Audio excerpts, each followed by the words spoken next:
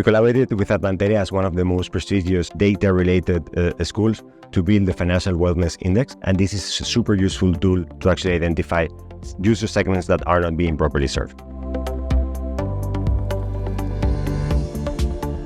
N26 is a German digital bank that is disrupting your finances all across Europe with now almost 10 million customers. The driving question of this particular project with N26 was twofold. The first part was to gauge holistically and objectively the financial well-being of the Spanish population.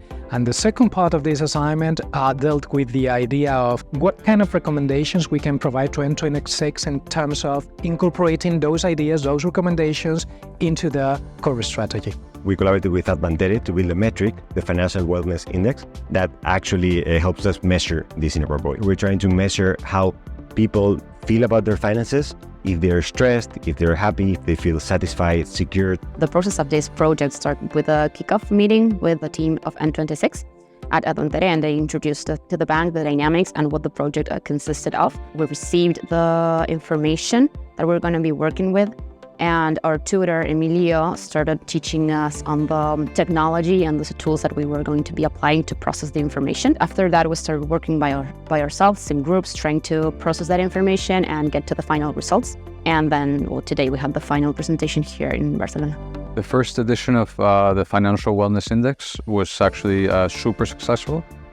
It was covered in a lot of different media, in over 100 different outlets. We had impacts in TV, in newspapers, and also in radio. I think PBL learning really helps because it provides some real-world application of what you are learning. It's not just a classroom and a book, but it's an actual company with a problem, and you come and you help them, and you see their actual feedback on what you could have done better or worse. In my 10 years of experience working in both finance and tech, I've always worked by project, and I think that getting those habits since your early educational days is extremely useful. I think the most rewarding was actually realizing that what we did is very useful, that they actually really value it and they can use it to implement real solutions. So I think it's feeling that your work has been really useful.